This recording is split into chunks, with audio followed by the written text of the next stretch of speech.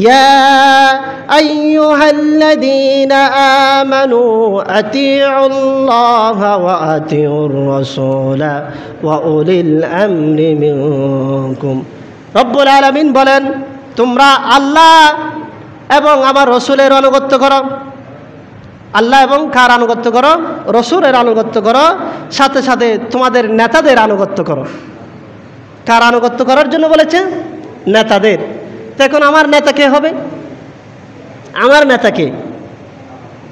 আমার নেতা কি অমুক ভাই সমুক ভাই, যিনি রাতে করে একটা, দিনে করে আরেকটা, যিনি দুর্নীতির চ্যাম্পিয়ন, যিনি সমাজের মধ্যে তার ক্ষমতাকে টিকিয়ে রাখার জন্য সমাজের মধ্যে ঝামেলা সৃষ্টি করে দেয়, যিনি তাদের সন্তানদেরকে বাংলাদেশে পড়ানোর জন্য জায়গা হয় না, যাদের জায়গা হয় বিদেশের মধ্যে।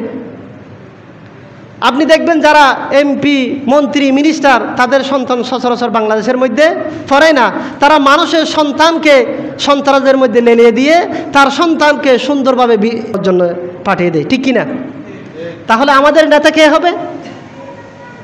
ওয়া উলিল আমরি মিনকুম, আমাদের নেতা হবে তিনি যিনি আমাদেরকে নামাজের আদেশ দিবে, সৎ কাজের আদেশ দিবে, অসৎ কাজ থেকে নিষেধ করার জন্য যিনি আমাদেরকে সহযোগিতা করবে, তিনি হবে আমাদের নেতা। কোনো সুর বাটফার আমাদের নেতা হতে পারে না।